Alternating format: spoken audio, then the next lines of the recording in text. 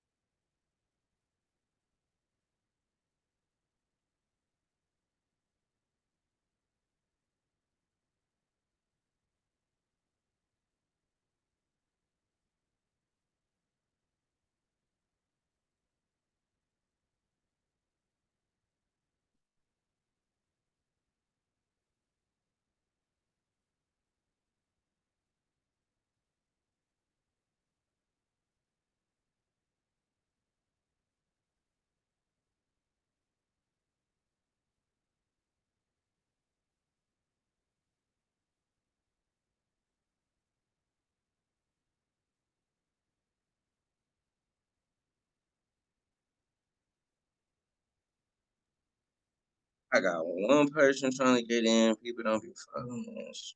I'm gonna send this link and then we're gonna get started.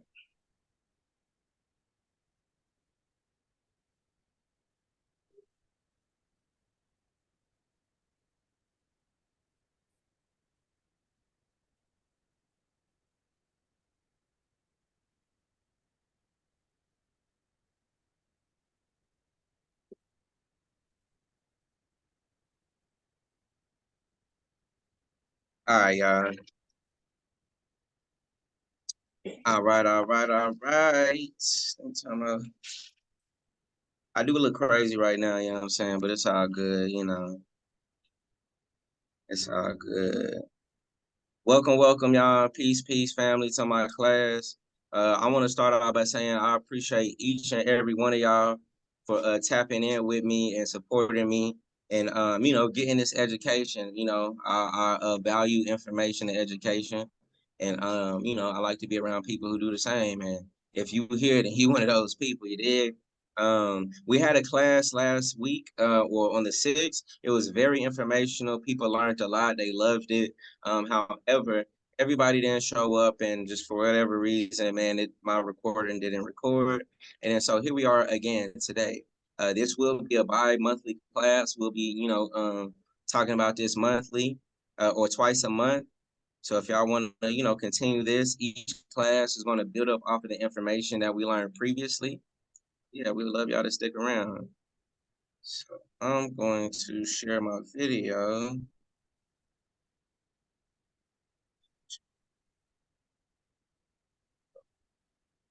All right, tell me, can y'all see my presentation? Let me know some. Holla at me. Can somebody see my? We can see it. Okay. Thank you, Jasmine. You're welcome. Appreciate that. All right. So welcome, welcome. To Alkaline University. You are an Alkaline scholar. You understand me? This is a comprehensive course on the relationship between plants, fungi, environment, and your body. With your professor, Brother Shaw. You did. So these are the course objectives. This is pretty much what we're going over. This is what the class, this is the scope of the class, this course. We're going to get a respect for the environment and use the environment to heal. So I put the students, y'all will gain a deeper respect for the environment and become better informed to strategically address health disparities in your family and in our communities, which is really needed right now. We need this information circling. It needs to be common knowledge, common conversation. Just like people talk about sports, or some people talk about prison or the celebrities, and we need to be talking about interacting with our environment and keeping ourselves in in homeostasis, on a space that we can be healing. My next point, and this is pretty much what we're going to be focusing on today.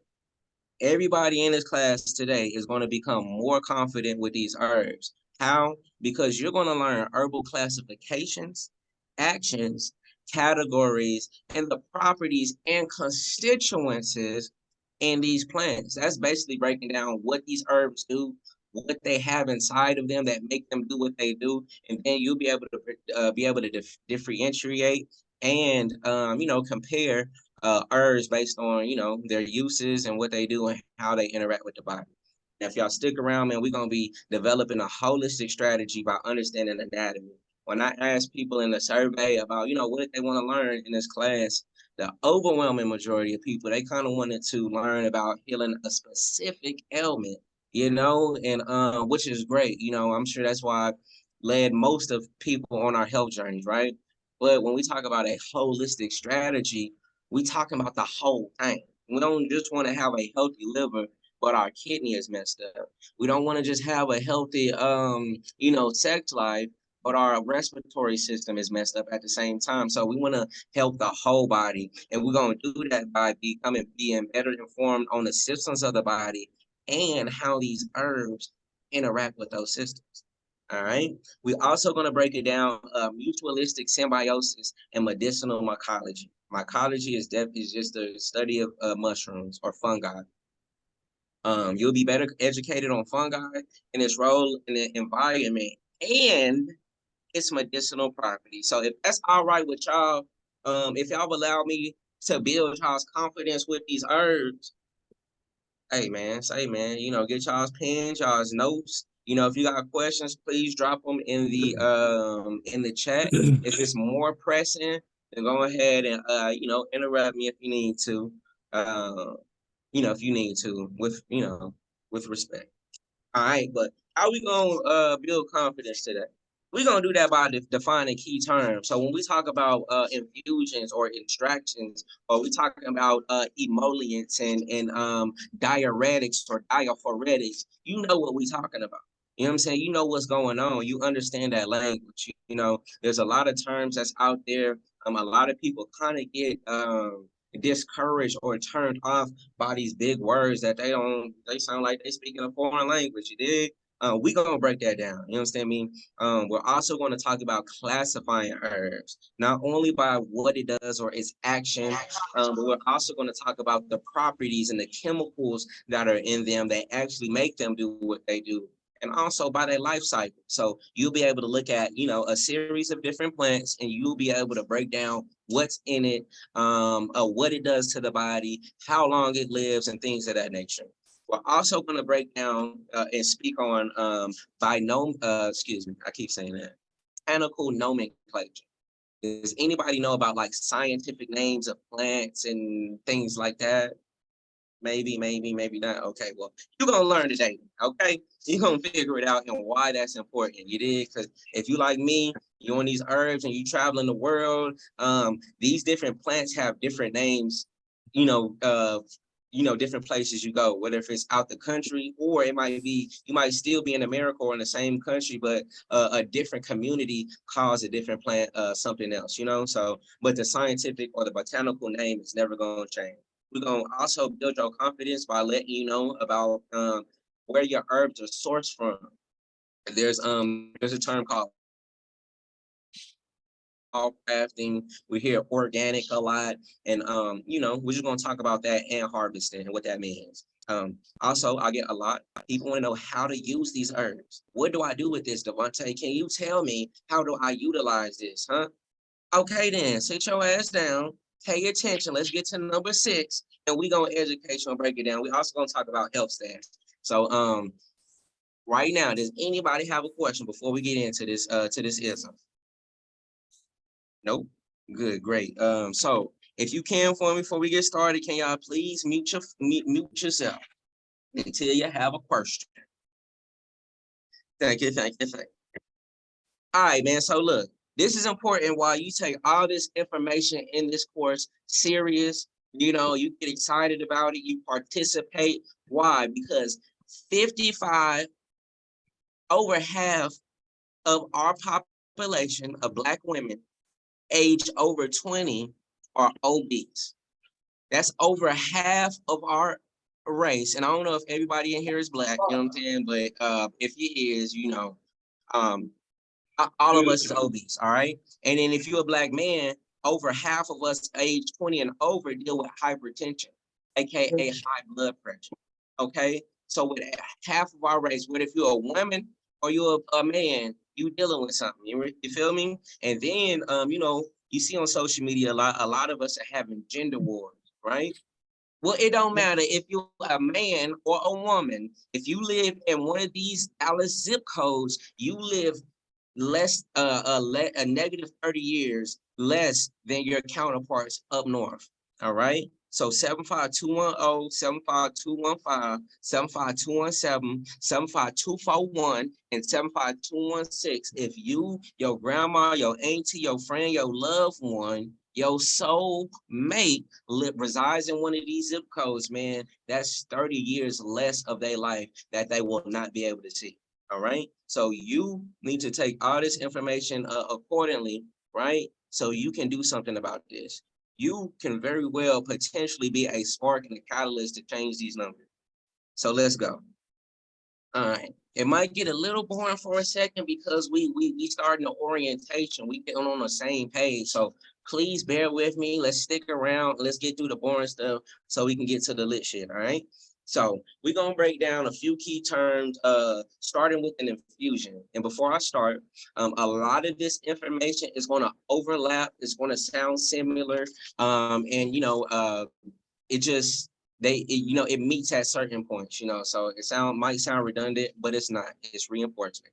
All right. So an infusion is a method of extracting the beneficial compounds, flavors, and aromas from herbs and spices, usually into a tea, oil, tincture, or you can get freaky with it too, and you can make you a bath. You know what I'm saying? I mean, there's other ways you can use these herbs and infusions, but those are some of the main ways. So if you make a tea, if you brew a tea, you done made an infusion. All right. Extract, is a concentrated substance or preparation obtained by selectively removing certain components from a raw plant material through a specific extraction process. All right. So an extract could be something about that could be an infusion, or it could be a more of a concentrated preparation of these herbs, right? And y'all been hearing me talk about constituents. All right. Hey baby, can you mute that? Can y'all mute that audio? We got about 2 people who ain't muted, who ain't tooted and muted. Can you mute that phone, baby? Thank you, thank you, thank you. All right, so I've been hearing me throw that word constituent around. That's a very important word. So y'all write this word down. You see what I'm saying? I want to Alexa, take turn off. hold on, baby. Okay, I'm gonna have to mute you, baby. You understand me? All right, so a constituent is a specific chemical or bioactive compound found within a plant that contributes to its medicinal, aromatic, or nutritional properties. All right. Herbs are composed of a complex mixture of various constituents, each which can have different effects on the body or provide specific benefits. All right. So when y'all see the words benefits and medicinal, that's you need to have your ear open. You see what I'm saying? Because this is the bread and butter. All right.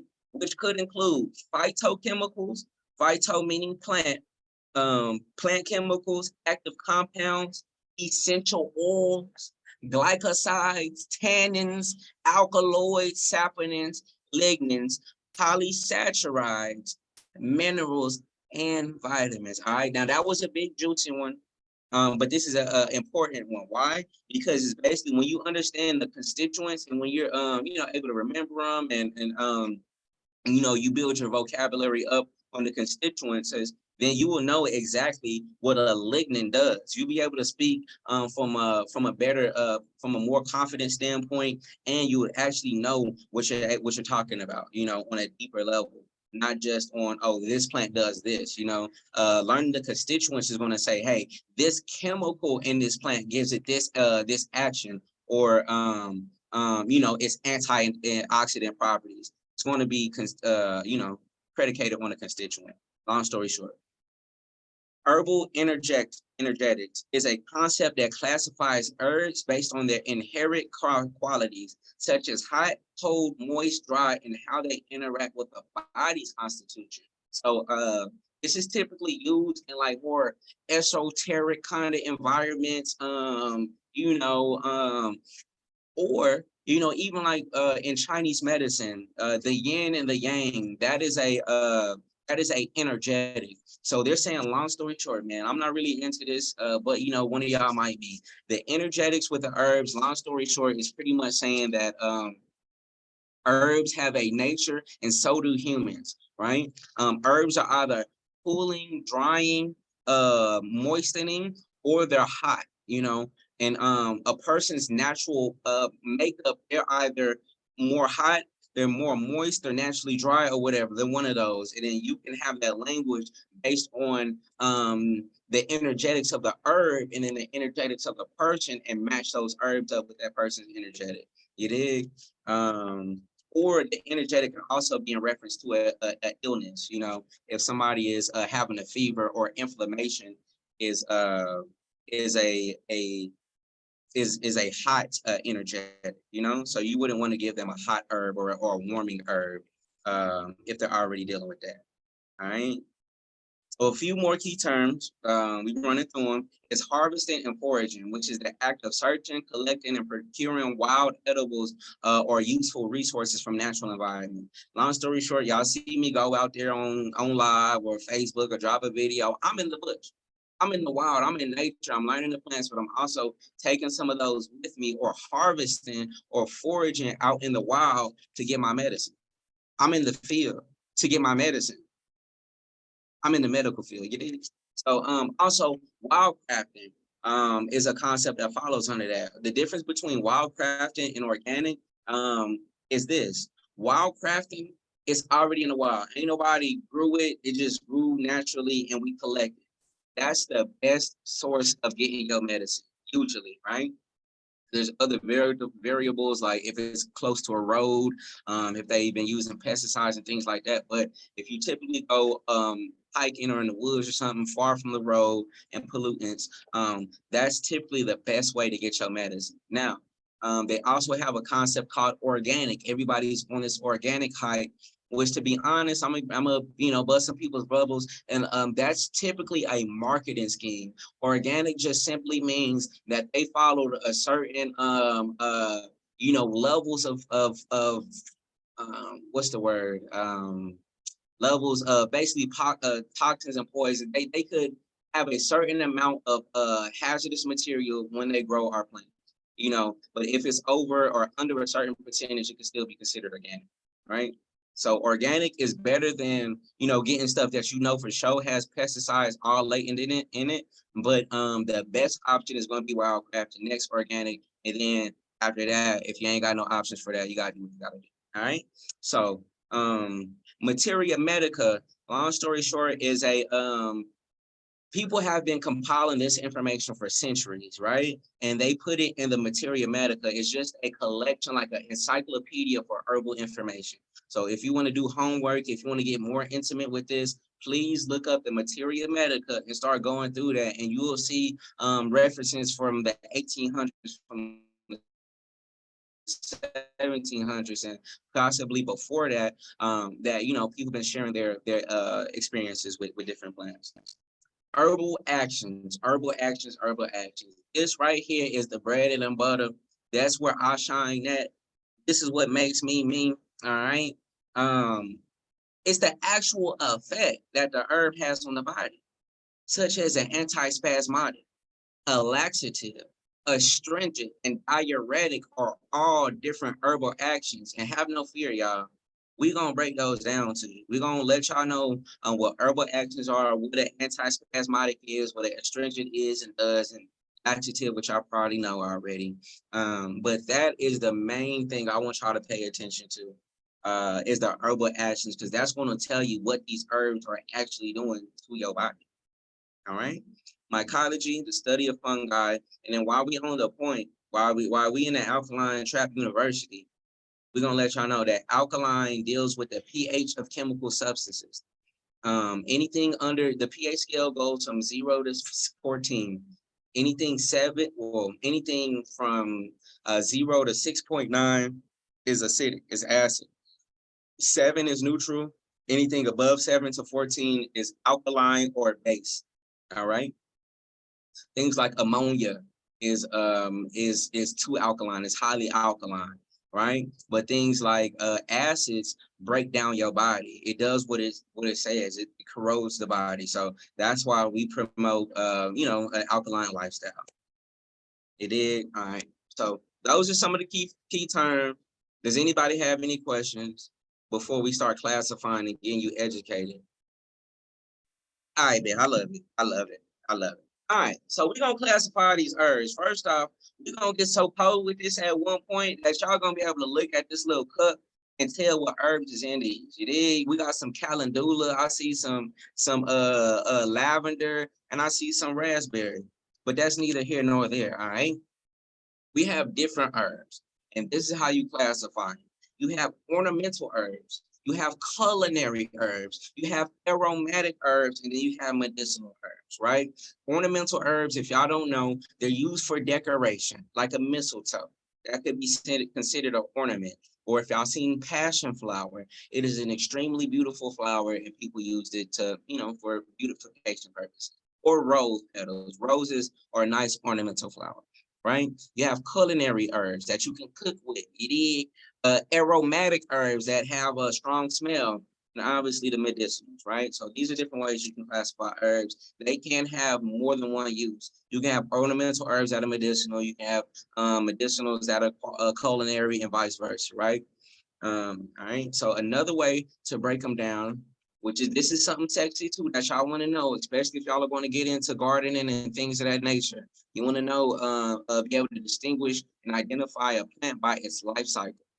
All right. So you got annuals, you have annuals, biennials, and then you got perennials. Can please somebody tell me what a biennial is?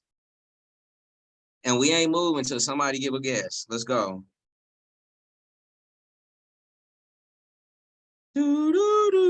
Anybody know what an annual is? All right, that's cool because y'all finna find out. All right. So an annual is a plant that lives one life cycle or lives its life cycle in a year. You have another biennial is a 2-year plant. It lives in the first year, it flowers in the second year, and then it dies. A perennial is a plant that comes back year after year after year. You only got to plant it once. All right. That's important because things like mullein is a 2-year plant. It's going to tell you when the best time to harvest it. Okay. All right, baby. Hey, well, welcome in. Welcome whoever that was. But yeah, so it's going to tell you when to harvest it, and then it's going to tell you, like sage is a perennial. You only got to grow sage or plant sage one time, and it's going to come back year after year after year. All right. So when people talk about annuals, biennials, perennials, now you can answer up and say, yeah, baby, I know. I know what that is. All right. So we got the energetics, you got hot herbs, or you got cold herbs, damp herbs, and drying herbs, like astringent herbs. And which we're going to talk about that later. Like rose petal is an astringent, it dries you out. Witch hazel is another example of a herb that's drying. Okay. Botanical nomenclature is another way you can classify herbs by their scientific name. All right, and we're gonna talk about that. We got herbal actions. These describes the specific therapeutic effects or functions that a herb has on the body. These actions are related to how the herb interacts with the body systems and can include actions like diuretics and those other things we talked about earlier. You got their properties. It refers to the inherent qualities or characteristics of a herb. Properties can include taste, temperature, which is the energetics, texture, and constituents.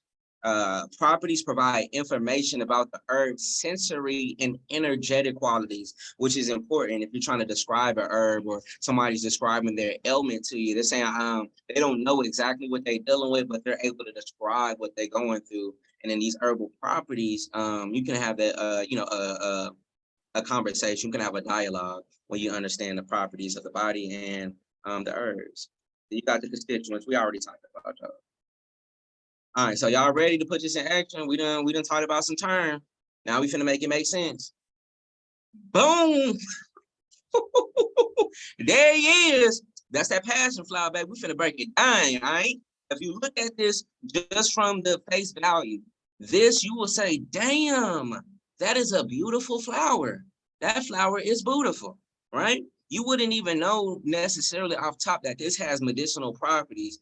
So that's why that's why this is an ornamental herb slash medicinal is used for decoration in people's gardens, especially in the West Coast, or outside of America. But it's also medicinal. If y'all look up top, where under break it down, it says passion flower, and then in parentheses, or whatever in the thing, it say Passiflora incarnata. That is the genus. The Passiflora represents the genus. Incarnata is the species. This is an ornamental slash medicinal herb. It's a perennial, meaning it's gonna live how long? Year after year. Thank y'all. Thank y'all for your answer. This is a cooling herb. That's the energetic. It's cooling to the body. It's a nervine herb. It has a nervine action on the body, meaning that it helps the nervous system, or it affects the nervous system. It has another property or action, which is slightly bitter. Bitter herbs are going to stimulate the digestive system and the liver, because the liver excretes bile. All right. Anything that's bitter, it makes you it just make your face go sour. That's helping your liver out. You did. So Passiflora incarnata gonna help you with your liver. You did. It's also hypotensive, which means it helps those 56.8% of the Black men over 20, you did, with a hypertension, with a blood pressure. It's an analgesic. It's a sedative or a sedative. It's aromatic. And then some of the constituencies it has is phytosterols, which are anti-inflammatory, right? Once you know what these constituencies do, then you be able to say, oh, okay, it contains phytosterols, anti-inflammatory constituencies or compounds. You did? Okay. And then it has Passacol, which is calming and soothing. So we done broke down in this thing. We done talked about the binomial, the botanical name. We done talked about the herbal energetics, the herbal actions, the constituents, and the properties and life cycles and uses right here. Let's do it again. Anybody want to be my volunteer though? You know what I'm saying? Anybody want to read this for me? Can they tell me about some milk thistle real quick? I'm finna pick on somebody because I want an interactive class. So maybe milk thistle is good for the liver, bro. Come on, boy. Come on, boy. Yeah, it's good for the liver. All right. So what is the botanical name for milk thistle? Man, if I can pronounce it, if I can actually read it. Try your best. Let me see if I can read it. It's kind of small. It's a Silburn Marinum. There you go. Silybum marinum. All right. That's a scientific name. If you go anywhere, and they might call milk thistle something else in Ireland, but you go to Ireland and you talk about that Silybum marinum, they're gonna know what you're talking about. All right. So it's good for the liver, like he said, because why? It has bitter qualities, or it has bitter properties and actions. It's a choleric, meaning a choleric helps your body produce a bile, or helps your liver produce bile, which helps the digestion. So niggas that deal with digestive issues, you need your bile to be flowing. So you want to take a bitter herb. Hepatotonic, hepatotonic. Hepato means, if you see that hepato, that refers to the liver. So this is a tonic, a liver tonic. So that means if you've been on that Dulce, that ENJ, that Don Julio, that Reposado, wherever y'all be on in the club, and you've been being a silly bum with your liver, then you need some Silybum marinum. You did, because it's gonna get your liver together, because it has silymarinins, which is a constituent. It's a phytochemical that is antioxidant. You did. So we done broke that down. That's milk thistle. It grows all over Dallas, all over Oak Cliff, Oklahoma, Arkansas. So if you see that, man, this is something that you can use for granny that's dealing with gout. We got one more, which is lion's mane, or the scientific name is Hericium erinaceus. This is an herb that's really good for the brain. Not only is it medicinal, it's culinary. It's a nervine. excuse me, meaning it's going to help the nervous system. It's neuroprotective. When you see neuro, that means brain or neuron. You understand me? That's usually talking about the brain. So it helps, nerve cells. It helps new nerve cells grow. It's an adaptogenic, which means it's going to help you manage stress. It's going to help you adapt to all this new stress that we're dealing with in our lives. Aeronacin is a constituent, a plant chemical inside of this plant, or excuse me, my bad, baby. I apologize. Mushrooms are not plants, they're fungi, okay? So this is a constituent in this fungi, that helps repair nervous cells. It's anti-inflammatory and it's antioxidant. All right, so we're gonna break that down. We're gonna let y'all know. That's why it's important, because we can have a collegiate or a robust conversation on a whole nother level than just saying, yeah, take lion's mane because it's good for your brain. Nigga, why? Nigga, how is it good for my brain? All right. So anyways, anybody got any questions? Oh, I ain't got no question. Y'all smart as hell. I love it. All right. So when we talk about botanical nomenclature, nomenclature is a fancy word for name. All right. The genus and you have the species. Those are the two parts we're gonna focus on. The other stuff y'all can check out on your own time. The first part of a plant's scientific name is the genus, which is a group of closely related species that share certain characteristics. Example, Smilax ornata. Smilax is the genus, indicating that it belongs to the Sarsaparilla or Smilax family. All right. And then you got the species, or the second part of the scientific name is the species, which identifies a specific type or kind of plant within the genus. In this example, Smilax ornata is the species name. All right, so we're gonna go back. We're gonna see. We're gonna go back. Let me turn my light on. Gonna see what y'all talking about. All right. So in Syllabum marinum, which one is the species and which name is the genus? Ask that one more time. All right. So in milk thistle scientific name, which is Syllabum marinum, you got two names in one. One part of the name refers to the species. Another part of the name refers to the genus. The genus is the family. So which part of the name is the genus? Which part of the name is the species?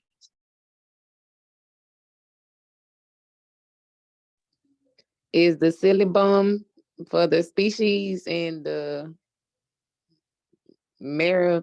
I'm gonna say that totally wrong. You good? But the Marianum is for the, I guess, the name. Okay.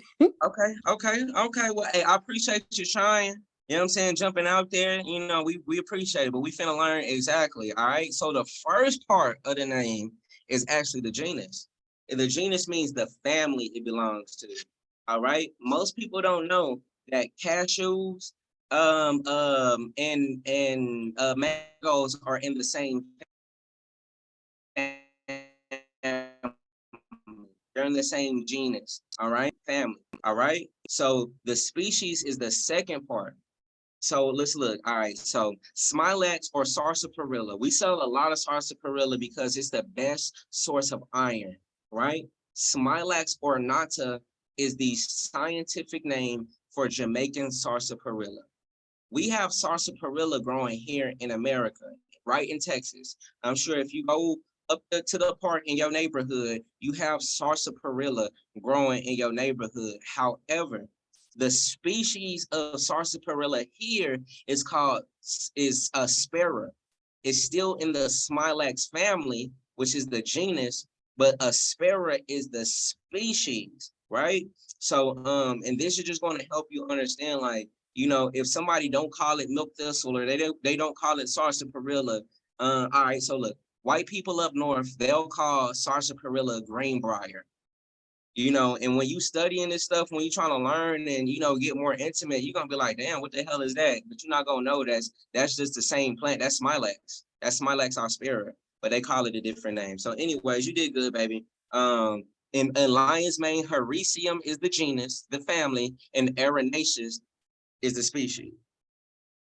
And passion flower, passiflora is the genus, the family, and then incarnata is the species or the specific plant within the family. All right. So we did good. We did good. All right. Now we're gonna talk about herbal actions. All right. Herbal actions. This is basically saying what these herbs do, what they actually do to the body, how they actually help it, and what effect that they have. So when I refer a herb to somebody and they say, "Hey man, what you got for high blood pressure?" I'm not able to necessarily break down, "Oh yeah, man, we can hook you up with hypotensive herbs, or herbs that have hypotensive actions, we don't really break it down like that. We just give them the quick, burdock root, hawthorn berry, trumpet leaf. Those is what you want to use for your blood pressure, or dandelion root. You did. But if you want to come from a more, confident background, because you know what they're doing, I done misspelled the word. But this is what y'all want to learn. This is the bread and butter. This is going to teach you the communication. What this herb, or how this herb is communicating with what body part, or what part of our body. All right. So let's take a diuretic, such as palo azul or a dandelion. A diuretic promotes the production of urine, and it helps remove excess water and waste from the body. It filters the kidneys and toxins from the blood. So we know diuretic herbs like avenca and sarsaparilla, they affect what part of the body? Come on, baby, hey, break it down. What part of the body that goddamn, you understand me, that diuretics, what they affect? The kidneys. Come on, baby, break it down to me. Let's go. You see what I'm saying? So diuretics communicate and have a relationship with your kidney. All right. So when people ask, what do you got for the kidneys? We're gonna recommend diuretic herb, even if we don't say that. We just gonna tell them the herb. All right. So you have a hepatotonic herbs. Like we already talked about, it supports and strengthens your liver. People don't know your liver is the only organ that can regenerate and heal itself. So if you have cirrhosis, or you've been drinking too much, whatever your story is, you have a situation that can be reversed, right? Especially if you use stop introducing what's messing your liver up, but then also, combining that process with heptatonic herbs, that promote the healthy function of your liver, such as Silybum marinum, aka that thistle. You dig? Marshmallow, burdock root, and yellow dock. All of those are heptatonic, and typically heptatonic herbs are also going to help excrete bile, which is going to help your digestive system. You dig? It's going to help your liver, your digestive system, and then when your liver is functioning right, your kidney is going to function even better. Okay. So these herbs going to affect different parts of the body. A laxative probably doesn't need any introduction. Y'all probably already know what that is. It promotes bowel movements and helps relieve constipation, such as cascara, walnut, duck flower, and cayenne pepper, and licorice root. Those are different laxatives. They're gonna make it shit. Why is this important? Because we eat foods with preservatives in them. Not only do preservatives make these food products last longer on the shelf before they spoil and go bad, they do the same thing in your body. Your body is not able to break those down properly, right? So food and waste and fecal matter get stuck in your colon, you dig? And people have, guts or beer bellies. Sometimes that's where they get their saying full of shit comes from, because you're definitely literally full of shit when your colon is swollen. You dig? So get you a laxative in your life. The next one is supposed to say hypotensive. But that reflects about the blood pressure in the circulatory system. You dig? Which hawthorn is going to be great for that. Burdock root. We also have apoptogenic. All right. Excuse me, my bad, baby. My bad. See, I'm over here misspelling and everything. I think I was rushing. It's adaptogenic, which helps the body adapt to stress, balance hormones, and supports overall resilience. You want to give these to older people, or those of us that deal with fatigue, low energy, stress. We have a high stress job, or even the mothers, man, that that deal with kids all the time, teachers, or you got kids calling mama, mama, mama every time, it's gonna help boost your mood. I guarantee you. You might feel your nerves are frayed. You take an adaptogenic like cordyceps or an ashwagandha, man, hold up. You're gonna feel like a new person. Now, can somebody read to me, break down what a demulcent is and the examples of one? Demulcent. It helps soothe and protect mucous brains, especially in the respiratory and digestive tracts. Examples are marshmallow, mullein, licorice roots, and It's that's cut all I off. got. Yeah, you good. Okay. And another one would be shit. I don't know right now off the top of my head, but those are great. So all of our body, any hole we got in our body, and the inside of our body has mucous membranes. So I don't care if it's your eye ducts, your nose, your mouth, your ears, your genitalia. All of that is lined with mucous membranes, right? Dr. Sabi says there's only one disease. It's the compromising of the mucous membranes, right? Mucus is good. It's just like inflammation. Inflammation in and of itself is not bad. It's a response. It's a immune system response that the body has. So the mucous membranes is a protective cover on your body, so foreign objects or foreign things can't enter your body easily. But sometimes we're dry. We run dry. So if you're dealing with let's say a cough, an irritated cough, you cough and your tonsils are irritated, or what have you, you want to demulcent. Or if you deal with vaginal dryness, that thing a little dry, you might want to give a demulcent a try, okay? All right. Can somebody break down these next three, the expectorants, astringent, and emollient? I want to hear somebody else's voice. What's up? What's up, Sean Sanchez? Talk to me, baby. Can you break down that expectorant real quick? It helps loosen, expel mucus from the respiratory tract, making it easier to clear congestion. Example, mullein. Have you used mullein before? I have. And what effect did they have on you? How they work with you? We got all the, gets you coughing, get all the mucus out your chest. There you go. That's exactly what an expectorant is. An expectorant produces a productive cough that helps get residual out of your respiratory system. Just like we heard the testimony from Mr. Sanchez, he done broke it down and let us know the exact action that these herbs have. You also have astringent herbs such as rose petal and witch hazel, which they have a drying or a tightening effect on tissues. Other people say it's a toning effect that are used to reduce excess fluids and secretion. So if you're dealing with oily skin, people use witch hazel. Other people use rose petal for wrinkles because it tightens and tones the tissue. Or if you got them walls a little loose, you've been having hot girl summer, you might want a yoni steam with rose petal and astringent because it tightens and tones tissues. Also, people with dealing with ulcers, stomach ulcers, or leaky gut, an astringent might help your situation by tightening that up, toning it up, and drying that leak out. All right, so you have an emollient. An emollient is used to soften and soothe and moisturize the skin. An emollient is basically a demulcent, which helps soothe and protect the mucous membranes. You dig? That's a demulcent used topically. That's an emollient. You dig? It's gonna help make your skin soft and smooth and baby smooth, and you finna meet with your sneaky link and you wanna feel good and soft. Put them emollients on your skin just like calendula and chamomile. A lot of people are also make shampoos and skin products with those.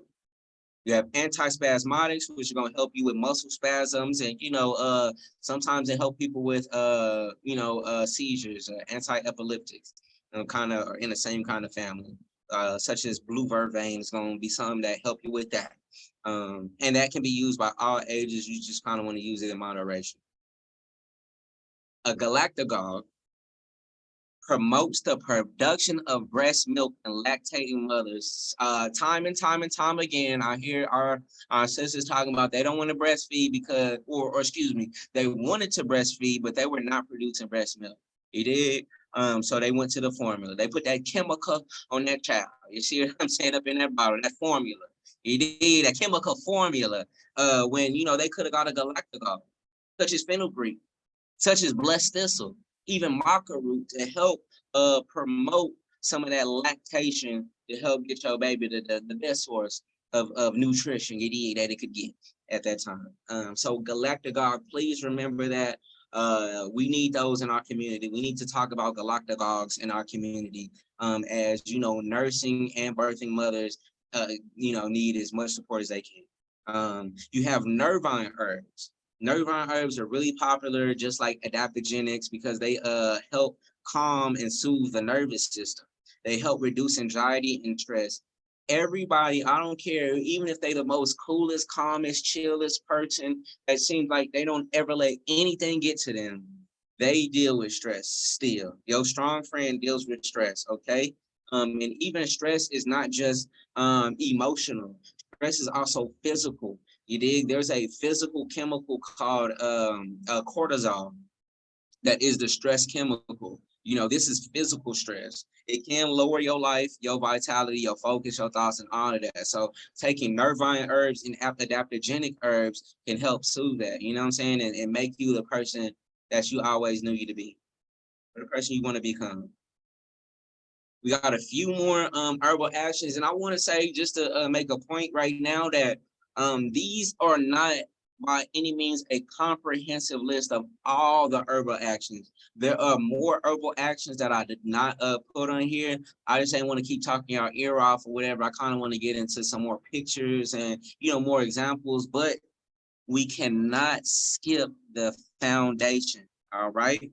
And we got extra time. We not finna log off at 8:30 unless y'all want to, you know what I'm saying? If y'all want to, we got some extra time too. But an emmenagogue. Can somebody tell me what an emmenagogue is, please?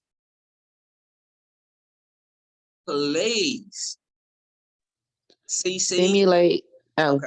Now, go ahead. Oops. stimulate. Oh, wait, where it go? My bad. Okay, come on. Stimulate. Stimulate and promote menstrual flow and can be used to regulate the menstrual cycle. Example: black cohosh and blue cohosh. Yeah. So if that menstrual ain't, you understand me, doing what it's supposed to do, is too heavy, not regular, not heavy enough, whatever. Black and blue cohosh are gonna be emmenagogues that help women.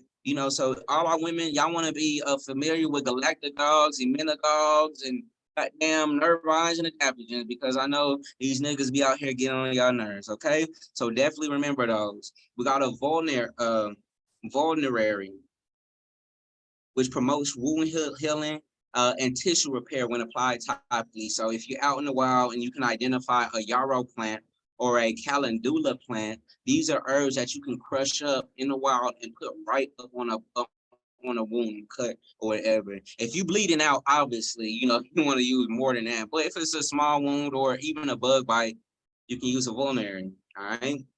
All right. So what about a carminative? Who got that? Let's get a new person. Let's get. All right, I'll speak. Okay, so carminative, aid in relieving gas and bloating by promoting the expulsion of gas from the digestive tract. Example: fennel, ginger, and chamomile. Do you got a friend that be farting all the time? That be flagellating all the time? You're like, man, what's wrong? What'd you eat? What'd you eat? All right, one, that's not normal. That is your body trying to communicate with you. You dig? But something that you can use to alleviate that is those examples she just mentioned: ginger, fennel, and chamomile. So carminative is also another word for a deworming herb. So people that are looking for parasite cleanses or anti-parasitic herbs, you want carminative herbs. You did. So other examples are cayenne pepper and black walnut. All right. Marcus, Mr. Marcus, can you tell us what a homostatic herb is, or excuse me, hemostatic herb is? Yes, sir. It says help control bleeding both internally and externally by promoting blood clotting. Example: yarrow, cayenne pepper, uh, calendula, and plantain. There you go. Thank you very much. So people deal with internal bleeding and external. And these are herbs that you can use to help with that. A feverfuge helps reduce fever and lower body temperature. So instead of that Claritin, that ibuprofen, that Tylenol that's being recalled because it's carcinogenic, meaning it promotes cancer. Yes, that ibuprofen and Tylenol promotes cancer. You can use yarrow, basil, and elderflower for an answer. Okay, we can use a natural approach. We ain't gotta go to them people's store, because I don't know if y'all know, but the pharmaceutical industry, in the medical industry as we know it, is a new concept. It's not ancient. It's only been around for not even a couple hundred years, for real. Okay, so this is all new. All right. All right, so we have a tonic herbs. You want to give these to your grandma, you want to give them to yourself, you want to give these to everybody, especially the elders that seem like they lost their vitality. If you want to see an older person come alive, give them a tonic. Give them a tonic. A tonic is going to strengthen and invigorate the body, promoting overall health and vitality. All right, so this is your cordyceps, your ashwagandha, your nettle, baby, your dandelion, your licorice root. All right, these are tonic herbs. These are herbs that you want to use, at least for like 6 weeks. Same thing with the adaptogenic herbs, so you can like feel a effect. A lot of people get turned off because the herbs don't work as fast as the pharmaceuticals. But this is the thing: our health is about prevention. This is a lifestyle. This is not no band-aid. It's not something you put. It's not a pill. It's a lifestyle. So you want to keep yourself in a way in an anti-inflammatory environment. All right, an antimicrobial environment. So that's what we're talking about. Anti-inflammatory herbs, they help reduce inflammation and alleviate pain and swelling. Anything that ends with itis is inflammation. I don't care if it's bronchitis, gingivitis, arthritis, hepatitis. You dig? It's inflammation. And then before itis, the first part of the word is going to let you know the location of the inflammation. All right. You got antimicrobial herbs, which inhibit the growth and spread of microorganisms, including bacteria, viruses, and fungi. Niggas be dealing with athlete's feet, yeast infections, okay? And the list goes on and on. You want an antimicrobial. All right. Who gonna break down that diaphoretic though? Reduces sweating. Oh. Go ahead, Alicia. Diaphoretic. It induces sweating, can be used to break a fever and eliminate toxins through the skin. Example are the elderflower, thyme, or is it thyme, and hyssop. There you go. Thyme and hyssop. So, a long story short, they're going to help get toxins from your skin. They're going to help promote sweating or perspiration. They're going to help your body sweat. That's another way you can detox. All right. Anti-emetic. Let's go, Mr. Sanchez. Helps reduce nausea, vomiting. Example: ginger, lemon balm, fennel, and cannabis. Awesome. Lit. So you feeling nauseous, whatever your situation is, these might be a few herbs that can help you. And even these examples that I list under these herbal actions, these are not the only herbs. There's a whole list of herbs. I'm just giving a few. All right. Anthelmintic are used to expel or destroy parasites. These are another word for deworming herbs. All right. A vasodilator, it relaxes and widens blood vessels, not potentially, but these help improve circulation because they dilate your blood vessels, your veins. A lot of people have high blood pressure, and heart disease is the #1 killer of people, not only in America but worldwide. And typically, and people that deal with strokes is another high death. These are typically caused, not all the time, because heart disease is an umbrella term that encompasses different health issues, and there's different kinds of strokes. But some heart diseases and another stroke, an ischemic stroke, are indicative of or caused by plaqued arteries. Your arteries are clogged. You're eating them fat ass foods, them damn chips, some goddamn motherfucking oatmeal cream, goddamn pie, them honey buns, them meats, and whatever, people's lifestyle is, that's going to clog your artery. A vasodilator is going to help widen your veins, or your blood vessels, so more circulation can get through. This also helps people that deal with erectile dysfunction as well. So if your man ain't putting out like you want him to do, get some of that Capadula and help him with his arteries. All right. So these are the main causes. Well, first, we finna get into it. These are the main causes of death.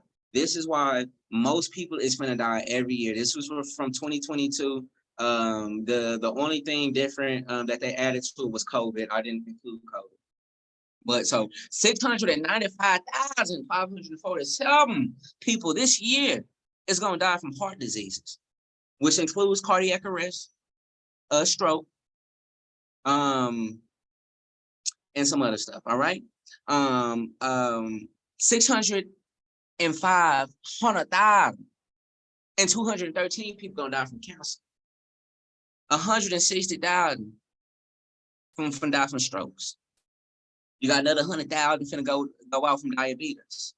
And then another 100,000 from kidney and liver conditions that are not included in diabetes. All right.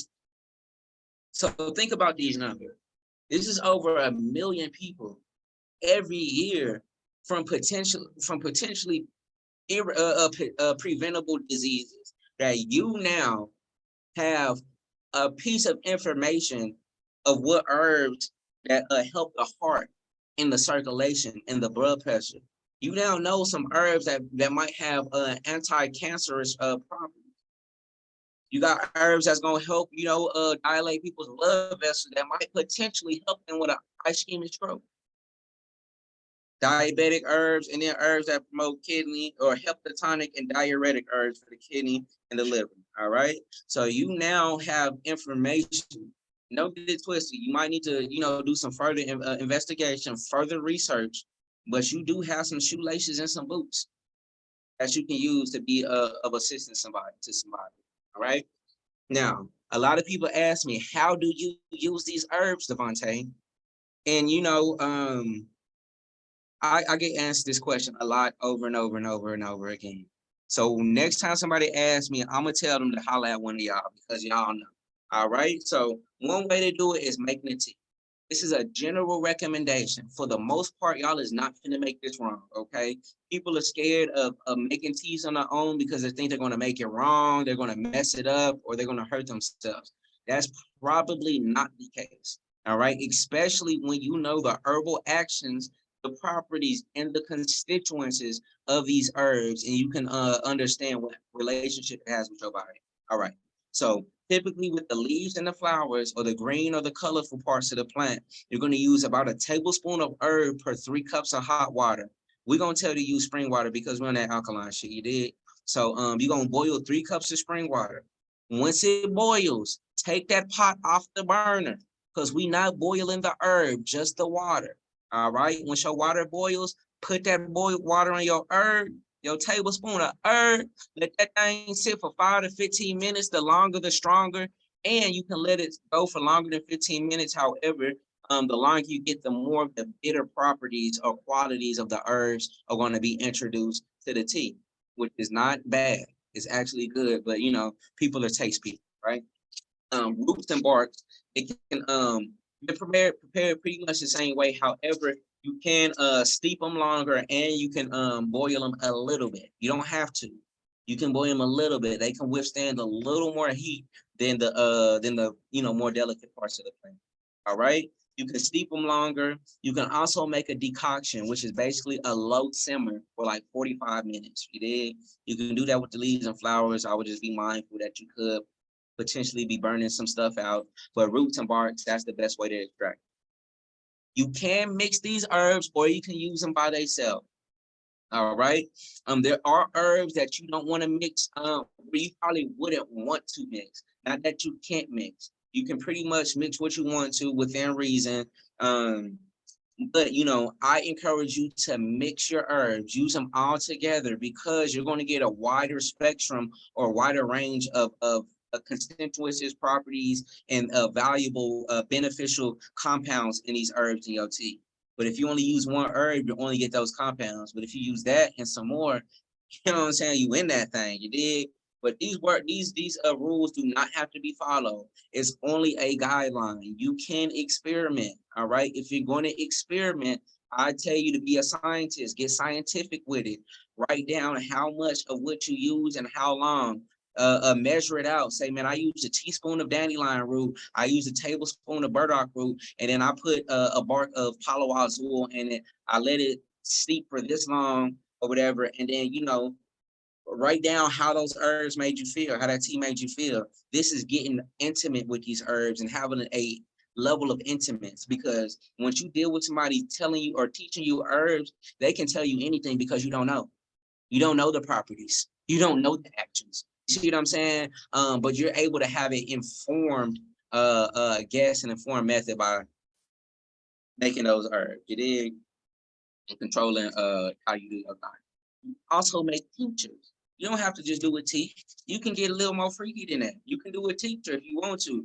This is a very, very simple way to make a tincture. Long story short, instead of drinking a whole tea, a whole cup, 3 cups, you can use a tincture, which is a highly concentrated extract that you can, just put a couple drops on your tongue, under the tongue, whatever the herb is, and you own about your business. Drop it on your tongue every day, every other day, what have you. Most of the tinctures are made with ethyl alcohol, vodka, or vinegar. Okay, because some people don't want to do the alcohol thing. They want to be all natural and carrying on. All right. So you're gonna grab a glass like a mason jar with a top, get your dry herb and your alcohol or your vinegar. And you're gonna put all your contents in the jar. Leave some room at the top because you want to extract as much of the material as you can. If you put the liquid all the way at the top, some of the plant material is not gonna get touched and extracted out. You're gonna cover it in there with your material. You're gonna seal the jar, store it in a dark place for at least 30 days. And shit, after 30 days, you're gonna strain that thing, run that thing through a strainer, use a couple drops on your tongue, and you're done. You know what I'm saying? If you want to get more scientific with the measurements, like I was telling you with the teas, I highly recommend doing that because you might be like me, you might have made so many fly, tasty, beneficial, amazing goddamn teas or concoctions, but you don't know how to replicate it. And you asked them. So that's the tincture. You can make an oil.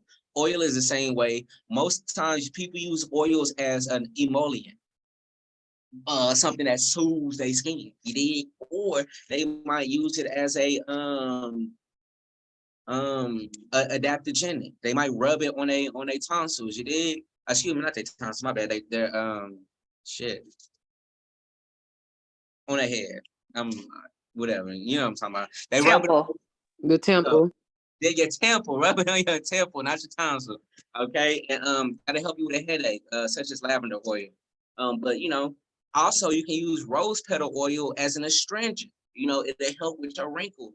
It'll help tighten and tone your skin. So those are some herbs that you might want to experiment with making an oil. It's pretty much the same way as making a tincture, except you using rapeseed oil, avocado oil, olive oil, whatever you want to use. Excuse me, damn. Ah man, I done skipped my goddamn. Hold on, my bad, y'all. But yeah, so anyway, so that's what y'all can do. You can make a tea, you can use a tincture, you can make oil. If you want to make a bath with it, a foot soak, you can get freaky with it. They have other extraction processes like percolators, and it just goes on and on. I don't want to overwhelm y'all with that. You know what I'm saying? So we're gonna keep it basic. Can somebody tell me what an herbal action is though? We got a few more minutes. We got probably about 15 more minutes. All right, so let's go hard. What's a herbal action?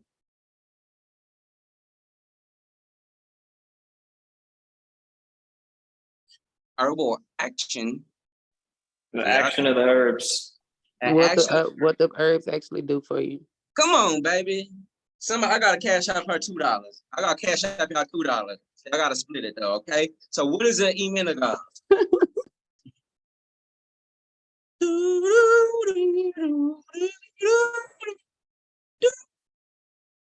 What's an emmenagogue, Mr. Sanchez? Wait, what's that, Sanchez? I don't think that was Sanchez. I think that was. Wait. It's for the period. Boom, look at you. Come on, man. Let's go. Come on. That's an emmenagogue. So you got a sister dealing with a period issue, baby. You need an emmenagogue in your life, girl. All right. What is a diuretic? Helps to move the bowels. It It's for your helps. kidneys. Okay, boom. There you go. For the kidneys. Oh, my bad. Now you good. It's a learning process. You know, you answering and getting wrong or right is gonna help you remember this shit. So whatever. A diuretic is gonna remove toxins through the kidneys, though. So great job, both of y'all. What about a vasodilator? Increase that blood flow, widen the arteries. Come on, why? Come on, man. I love to hear it. Okay. So what part of the botanical names refers to the species? So you got Smilex ornata, which is Jamaican sarsaparilla. You have Sambucus nigra, which is elderberry. Which part of those names refer to the species? Second part. Come on, boy, let's go. So ornata is a species, Smilex is the genus or the family. Sambucus is the genus, and Niagara is the family. That's great. What is the leading cause of death, not only in America, but worldwide?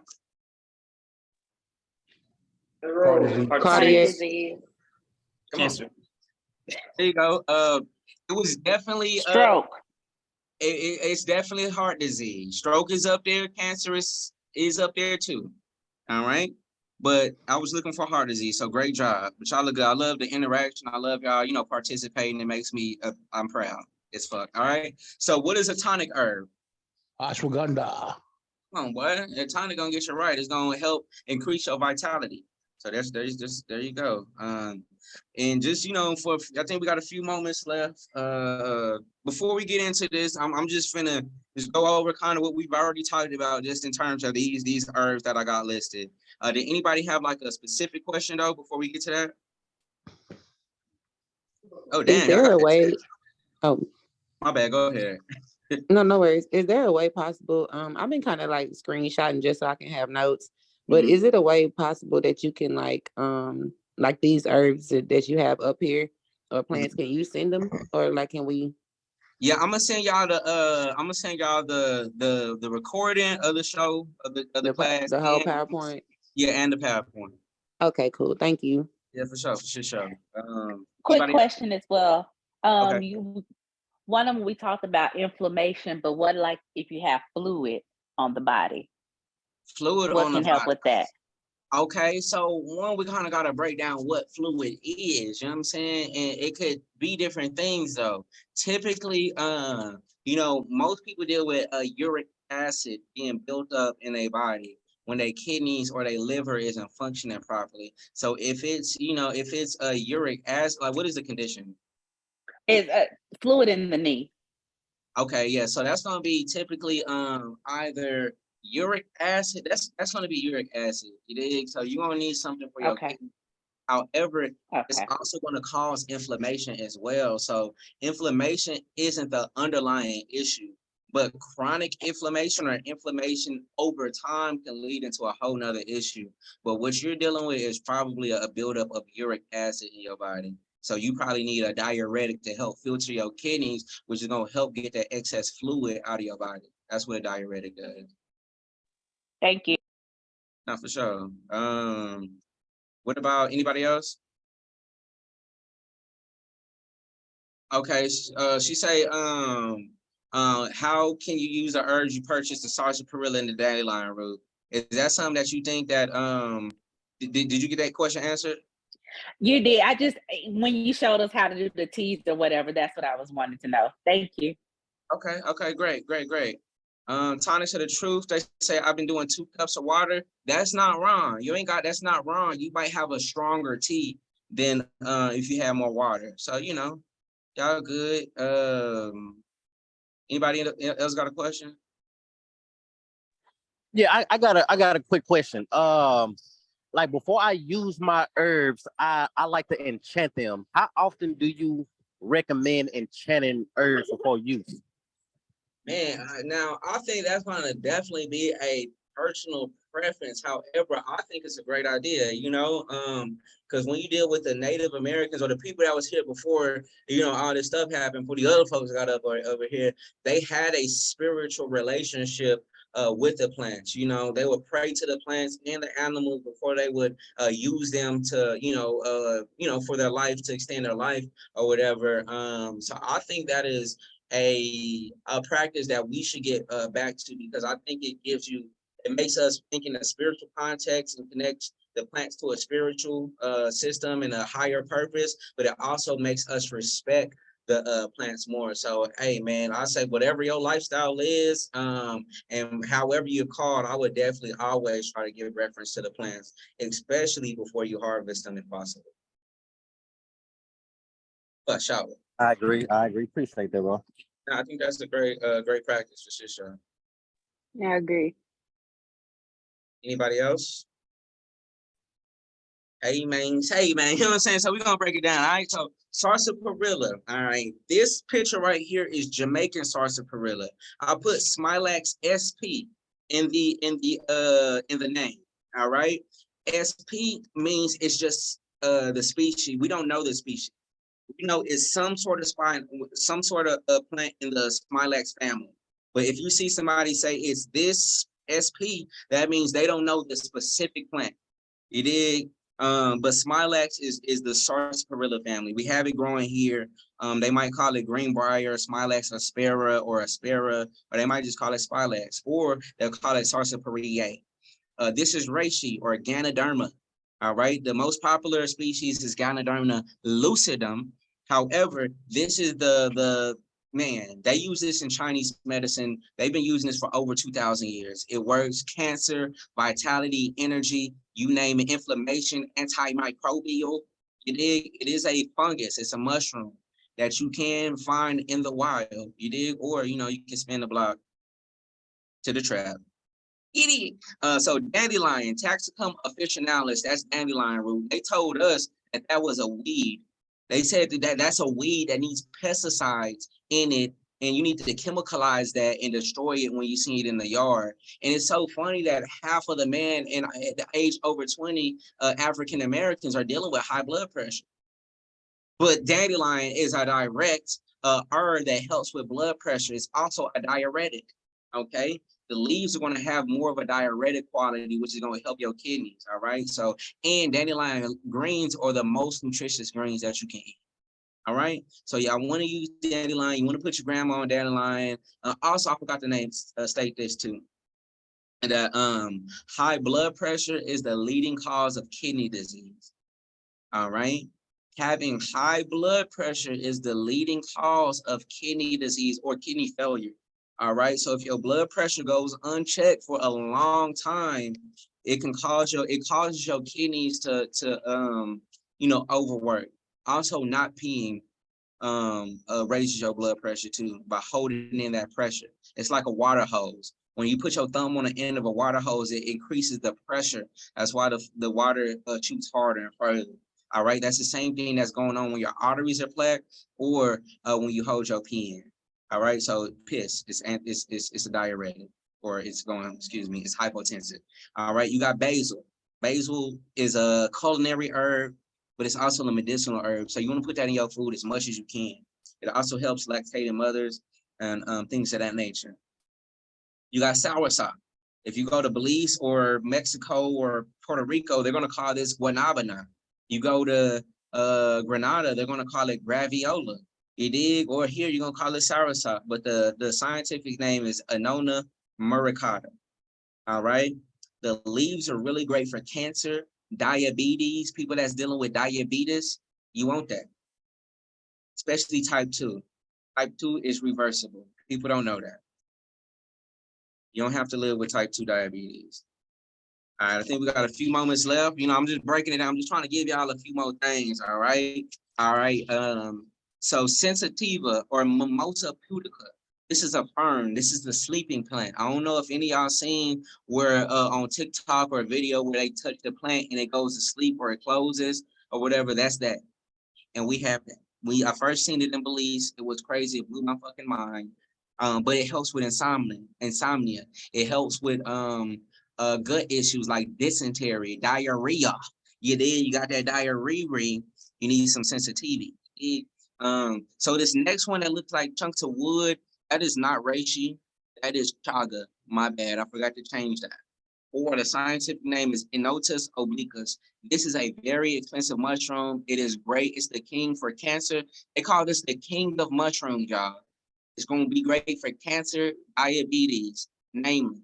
All right. It's great for other things too, but that's what most people get chaga mushroom from. You can make it into like a coffee.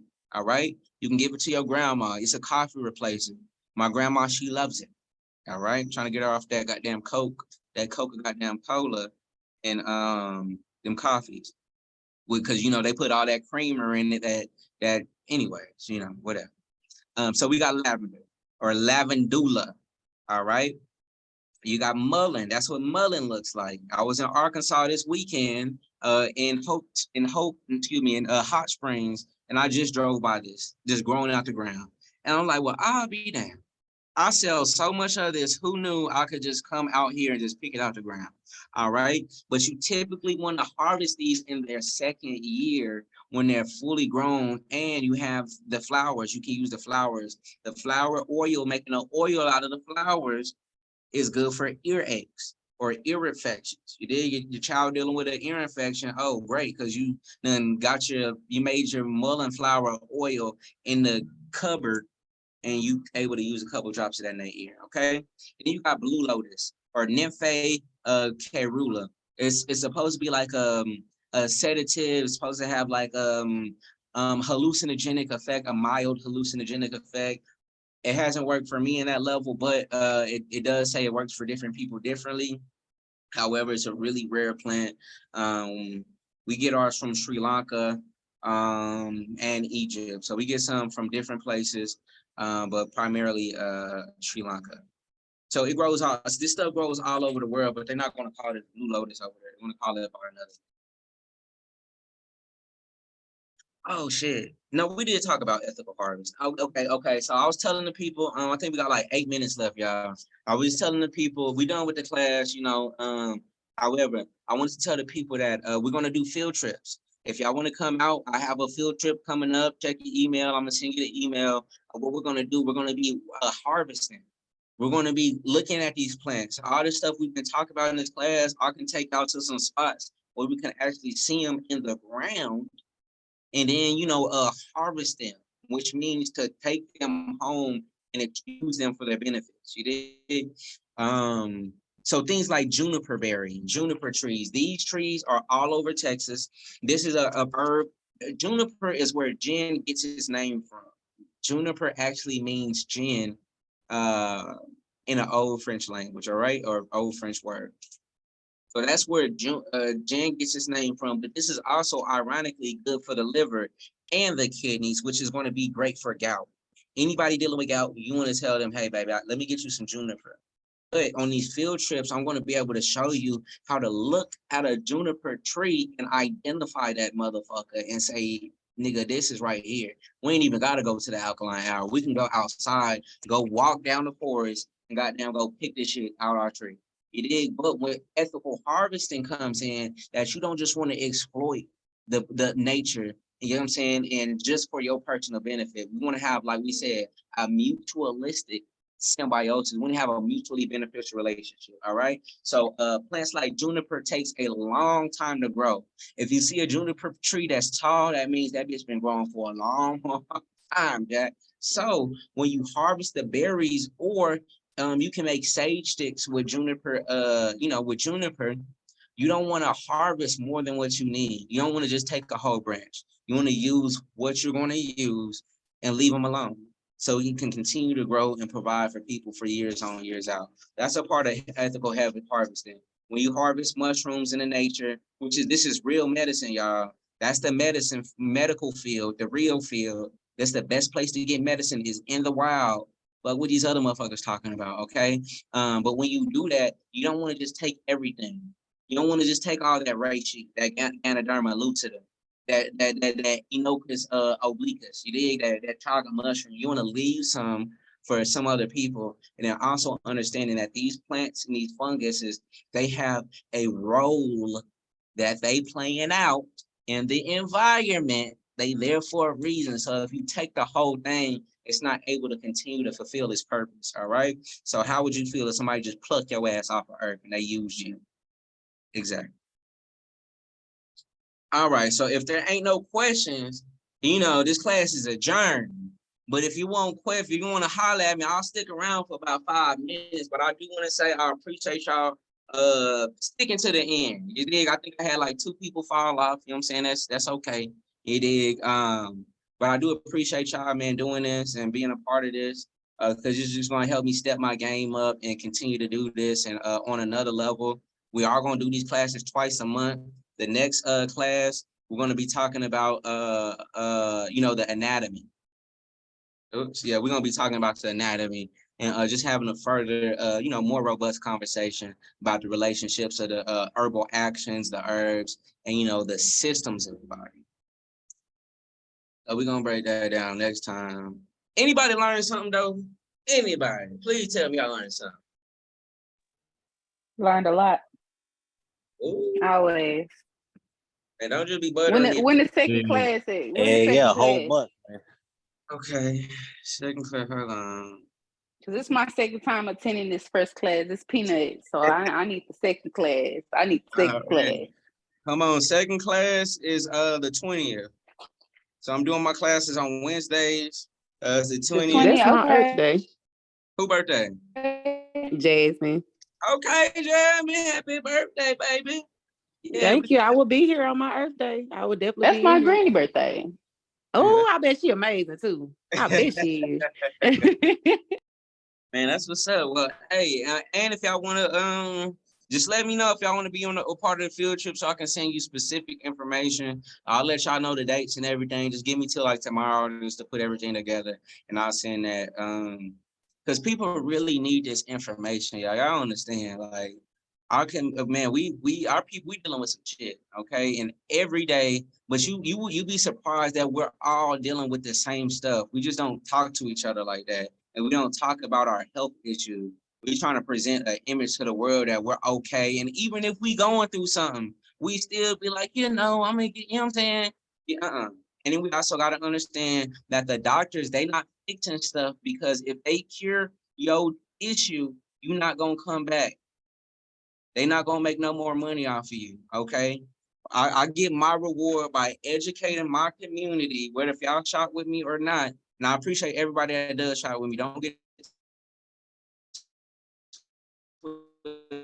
twisted. I think my bigger, not asking me 50 million questions, because this information is common knowledge in our community. But that's my goal. So if y'all can help me, whatever y'all learned in this class today, please share it with 2 people. Teach somebody you love and somebody you might like. And tell them what an emmenagogue is, a vasodilator, a diuretic. Tell them what the leading cause of death is worldwide in America. And share some of those health stats, because those are real. All right. Hey, D, I do have a question. Okay, talk to me. This is actually what I'm preparing to go to school for. Ooh. So I wanted to know, like, did you have any advice for those who are going into herbalism, like what steps they should take? All right, look, so I think we only got 2 minutes. However, what I'm gonna tell you is what I tell everybody: get intimate with this. Don't take what I'm telling y'all for just surface level and think I'm gonna be able to break down every single concept, every single topic. But what I did, I gave y'all a great a foundation on what to learn. It took me years to learn this shit. You dig? So y'all have a foundation to say, hey, okay, we know these actions, these constituencies, and the more you get intimate with that, when you know what a glycoside is, a lignin, a saponin, and the minerals and what they do to the body, the action, when you learn this shit, you're going to be able to have a collegiate conversation, and you might be a little more prepared than your colleagues or your peers in class. You did, because this is in herb class, they're not teaching about this. Okay, they're not going this hard, right? So what I'll just say is take these concepts and take a day out of one day a week just to focus and do some real deep research on the immunoglobulin. Do some research next week on vasodilators, you know. But yeah, so that's what I would do. I would also study the body and the anatomy and the systems of the body, because that's going to open a whole nother conversation. Thank you. I appreciate that. Nah, for sure. For sure. But hey man, say man, you know what I'm saying? We out this thing. I really appreciate y'all once again. I can't stress enough how much I appreciate y'all, because y'all gonna help me keep doing this. Hey, but if there ain't no more further questions, man, I love y'all. Y'all stay light, y'all keep it tight, and shit, man, y'all put that meat down, leave that meat alone, all right? I love y'all. Blessings. All right, baby. Peace.